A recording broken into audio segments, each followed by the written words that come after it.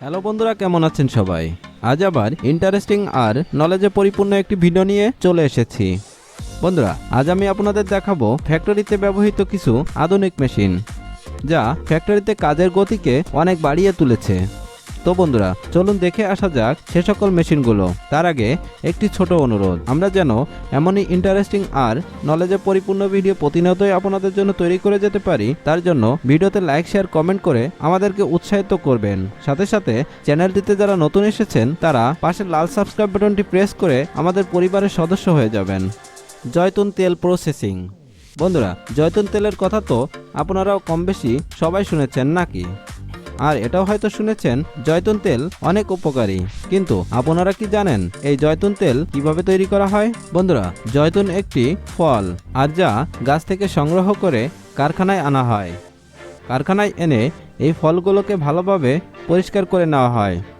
তারপর পাঠিয়ে দেওয়া হয় ক্রাশিং মেশিনের ভেতরে, যেখানে মেশিন এই ফলগুলোকে শেষে পেস্টে তৈরি করে দেয়। তারপর এই পেস্টগুলো পাইপের মাধ্যমে একটি বাঁশের তৈরি চাচের উপরে দেওয়া হয়। তারপর এই চাচগুলো একটি একটি করে একটি রডের পাইপের ভিতরে সাজিয়ে দেওয়া হয়, আর এর উপরে চাপ দেওয়া হয় বড় বড় পাথর দিয়ে, যার ফলে জয়তুনে অবস্থিত সব তেলগুলো বাইরে বেরিয়ে আসে। তারপর এই তেলগুলো একটি ট্যাঙ্কে জমা করে বাজারে পাঠিয়ে দেওয়া হয় বিক্রির উদ্দেশ্যে। পিৎজা তৈরির আধুনিক মেশিন। বন্ধুরা, পিৎজা অনেক সুস্বাদু একটি খাবার, আর ভোজন রসিকদের কাছে পিৎজা অনেক পছন্দের হয়ে থাকে। আপনারা কি জানেন এই পিৎজা আসলে ফ্যাক্টরিতে কিভাবে তৈরি করা হয়? পিৎজা তৈরির জন্য সর্বপ্রথম আটা মিক্সার করে নেওয়া হয়। তারপর আটাগুলোকে পাঠিয়ে দেওয়া হয় একটি রোলিং মেশিনের ভেতরে, যেখানে মেশিন আটাগুলোকে পাতলা চাদরের ন্যায় তৈরি করে দেয়। তারপর এই আটার চাদরগুলো চলে যায় একটি কাটিং মেশিনের ভিতর দিয়ে, যেখানে মেশিন সুন্দর পিৎজা আকারে কেটে দেয়। তারপর এই পিৎজাগুলো কনভেয়ার বেল্টের দ্বারা সামনের দিকে এগোতে থাকে। এখানে একটি মেশিন পিৎজার উপরে সস দিয়ে দেয়। এবার আরেকটি মেশিন পিৎজার উপরে রোলারের মাধ্যমে সস সমস্ত পিৎজার উপরে লাগিয়ে দেয়।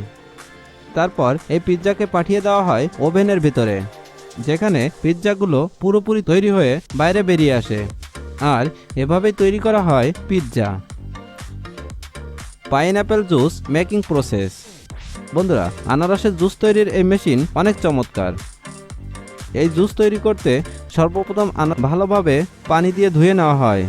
তারপর একটি কনভেয়ার বেল্টের মাধ্যমে আনারসগুলোকে পাঠিয়ে দেওয়া হয় অন্য একটি মেশিনের ভেতরে, যেখানে মেশিন আনারসগুলোকে পিষে সমস্ত রস বাইরে বের করে নেয়। তারপর এই রসগুলো পাইপের মাধ্যমে একটি ট্যাঙ্কে জমা হতে থাকে, আর অন্যদিকে আনারসের খোসাগুলো বের করা হয়। বন্ধুরা, এগুলো কিন্তু ফেলে দেওয়া হয় না, এগুলো গবাদি পশুর খাবার হিসেবে সংরক্ষণ করা হয়।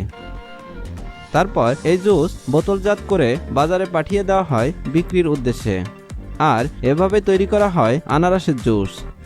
তো বন্ধুরা, কেমন লাগলো আজকের ভিডিওটি সেটি কমেন্ট করে জানাবেন। সেই সাথে সাথে আপনারা যদি এমনই ইন্টারেস্টিং আর নলেজে পরিপূর্ণ ভিডিও প্রতিনিয়তই দেখতে পছন্দ করে থাকেন, তবে একে বাংলা চ্যানেলটিকে অবশ্যই সাবস্ক্রাইব করে রাখবেন এবং নোটিফিকেশনে অল অপশন সিলেক্ট করে রাখবেন, যেন পরবর্তী ভিডিও সবার আগে আপনার কাছেই চলে যায়। তো ধন্যবাদ সবাইকে।